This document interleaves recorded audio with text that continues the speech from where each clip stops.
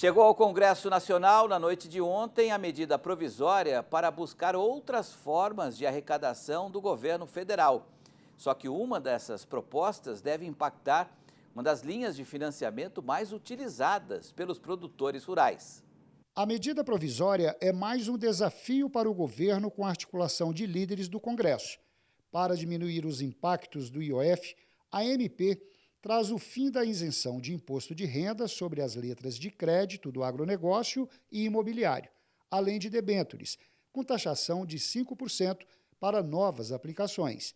Aumento de alíquota de 12% para 18% para apostas esportivas. Aplicações financeiras com imposto de renda unificado em 17,5%. Aumento de 15% para 20% dos juros sobre capital próprio. E aumento da contribuição social sobre o lucro líquido para fintechs de 9% para 15%. Em compensação, o governo reduz em até 80% a cobrança de IOF para operações de risco sacado. A MP também passa a tributar moedas digitais e endurece as regras para uso de créditos tributários. As mudanças no imposto de renda só valem a partir de 2026. A expectativa é de arrecadação extra de até 44 bilhões de reais. No caso das letras de crédito do agronegócio, o ministro da Agricultura considera positiva a taxação de 5%. Os outros investimentos, para CDB, títulos de Tesouro Nacional, que tem um imposto de renda cobrado entre 15% e 22,5%, não serão mais atrativos do que a LCA se ela pagar 5%.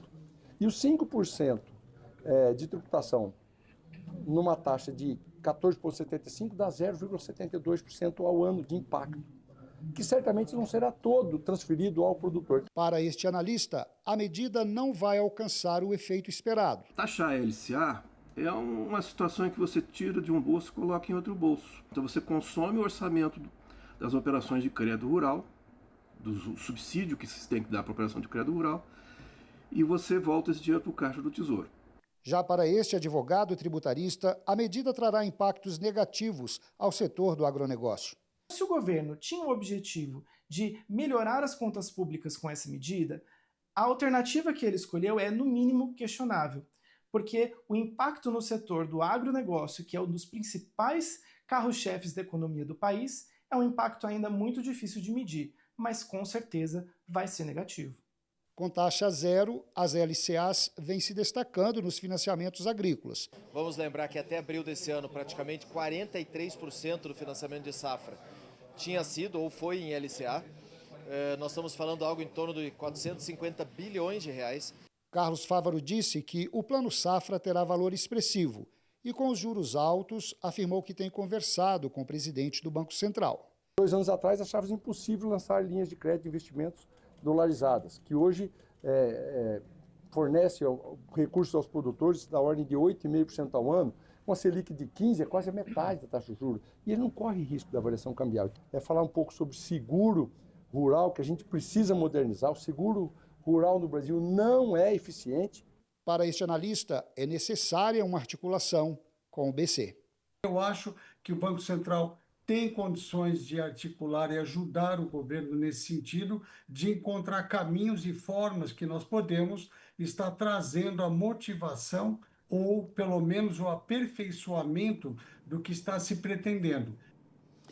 Em entrevista agora à tarde, o ministro da Fazenda, Fernando Haddad, disse que o Brasil tem 1,7 trilhão de reais em títulos isentos. Só no caso dos fundos LCA e LCI, ligados ao agro e à construção civil, a renúncia fiscal soma 41 bilhões de reais. Haddad justificou, abre aspas, com uma taxa de juros no patamar que está, o país não está em condições de abrir mão de 100% de um tributo que todo mundo paga quando compra um título do Tesouro e não cobra nem 1% daquilo de quem compra um título do Tesouro que paga. Você cria uma distorção no mercado enorme. Sobre gerar impactos nos preços, Haddad disse que não, porque ele tem outras maneiras de canalizar esses recursos que, aliás, não chegam ao produtor. mais da metade desses subsídios, segundo o Haddad, estão ficando no meio do caminho, ou pelo detentor do título ou por parte do intermediário. E pressionado a fazer cortes, agora à tarde também, o presidente Lula, em um evento em Minas Gerais, defendeu os gastos sociais que o governo vem fazendo. Vamos convocar então o Miguel Daúde, para comentar esse tema. Hoje também, Daúde, o Hugo Mota, que é o presidente da Câmara, disse que está com pressa de pautar para derrubar o decreto do IOF e não mostrou a mesma pressa para aprovar essas medidas propostas pelo governo. Qual que é a sua expectativa sobre isso e qual é, na sua opinião, a verdade sobre essa frase do Haddad que tributar a LCA não vai impactar o agronegócio nem os preços? Daúde, boa noite. Boa noite, Petri. Boa noite a todos. Petri, eu vou me permitir a não concordar com o ministro, porque eu acho que esse assunto tem que ser visto por um prisma maior, por um prisma que você consiga enxergar a lógica do que ele disse. O que ele está dizendo? Olha, nós vamos taxar 5% sobre esses títulos e isso não vai ter impacto para o produtor rural, uma vez que grande parte deste custo fica na cadeia do agronegócio. Mas a gente sabe que a cadeia do agronegócio, quando ela divide as despesas, acabam sobrando para o produtor ou consumidor. Ela acaba repassando, esse aumento de custo. Então, não é uma lógica coerente você achar que não vai repassar. Vai repassar. Agora, Petro, uma coisa é importante, que as pessoas precisam entender, que não adianta hoje um país que tem uma taxa de juros de 15%, agora vai chegar a 15%, de 15%, não existe investimento melhor do que esse no mundo, não existe. Hoje você vai trazer um dinheiro para o Brasil para investir no agronegócio, vai investir em estradas, vai investir em infraestrutura. Você fala, não, eu não vou ficar aí ganhando, correndo risco, eu vou investir nos títulos do governo. Agora, por que os títulos do governo pagam tantos juros? Porque a dívida do governo é muito alta e está subindo. Não é só a inflação. Então, o Haddad, quando ele aumenta a tributação para equilibrar as contas, o que ele está fazendo? Ele está alimentando mais a dívida do governo. E aumenta mais a dívida do governo, aumenta mais a taxa de juros. Eu sempre gosto de dizer isso, que o dinheiro é uma commodity e o seu preço é a taxa de juros. Então, quanto mais você tem um tomador de dinheiro, que é o governo, gastando cada vez mais, o mercado vai colocar, olha, esse cara vai estar correndo risco, então eu vou cobrar mais. Para nós termos uma ideia do quanto que isso é um absurdo, em 2023 para 2024, o governo arrecadou a mais 170 bilhões, Petri. E a nossa dívida está subindo, correndo o risco de, em 2027, tudo que nós arrecadarmos não vai ser suficiente para pagar as despesas obrigatórias. Até se fala, nós vamos ter que financiar esses 50 bilhões, 60 bilhões de emenda dos parlamentares, pegar dinheiro emprestado para pagar, porque é uma despesa obrigatória. Então, não adianta. Esse discurso é uma loucura. Agora, o Congresso, essa é a parte do governo, então não sei se eu fui claro. Se você não diminuir a dívida cortando despesa, você não adianta aumentar a tributação, que nós já aumentamos 170 bilhões e a dívida continua subindo. Então, a lógica é cortar, porque o mercado faz esse cálculo. Então, o Haddad, eu acho que ele está com uma visão errada. Agora, não quer cortar por quê? Porque o Lula está num projeto político. Aí vai para a Câmara.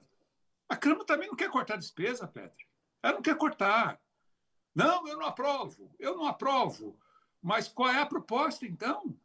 Não aprova aumento de tributação? Corta, eu acho que é justo, mas qual é a proposta?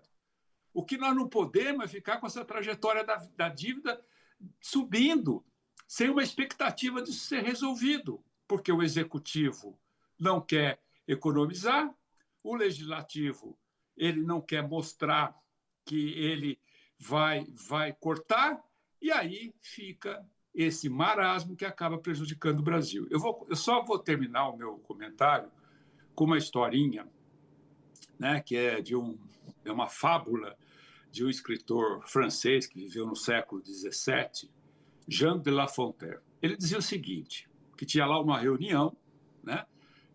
Você sabe que o rato e o gato são inimigos mortais.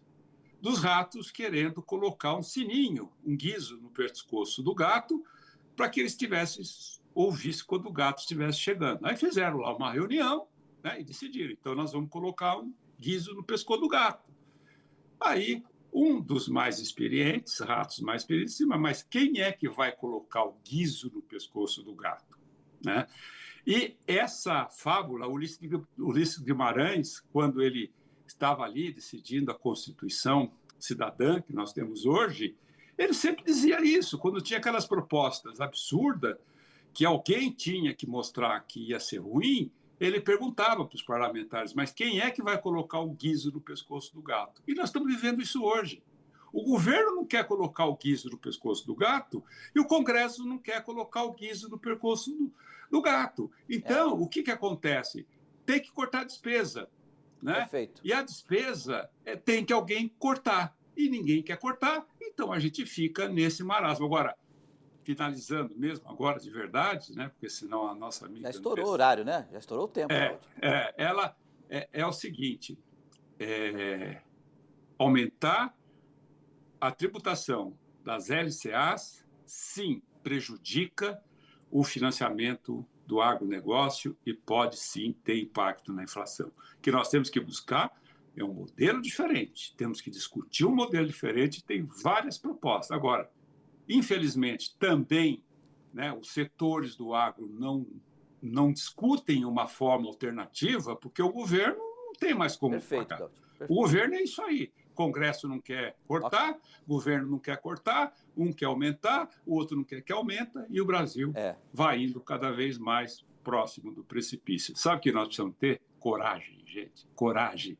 E coragem é uma raridade hoje nesses políticos que governam o Brasil. Eles têm que entender que estamos todos no mesmo barco, e se o barco afundar, morremos todos, inclusive os gatos e os ratos. Obrigado, Daúde. Uma boa noite e até amanhã.